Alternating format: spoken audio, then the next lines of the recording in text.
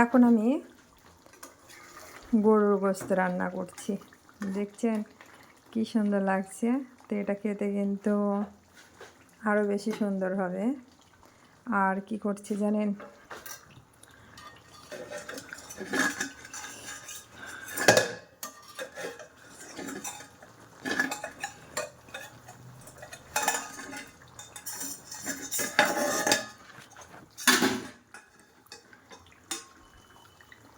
আমি আজকে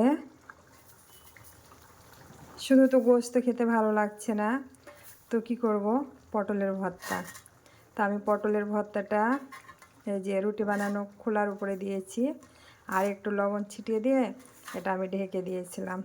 তো এটা যখন দেখছেন তো কি সুন্দরভাবে এটা সিদ্ধ হয়ে যাচ্ছে, আবার এটা একটা পোড়া পোড়া ভাব।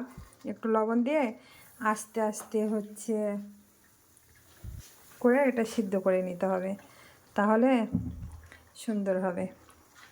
আর গোস্তটা তো সেই হয়েছে। তো যে যেখান থেকে আমার ভিডিওগুলো দেখেন, যদি ভালো লাগে অবশ্যই লাইক কমেন্ট করে পাশে থাকবেন। সবাইকে ঈদ মোবারক। আল্লাহ হাফেজ।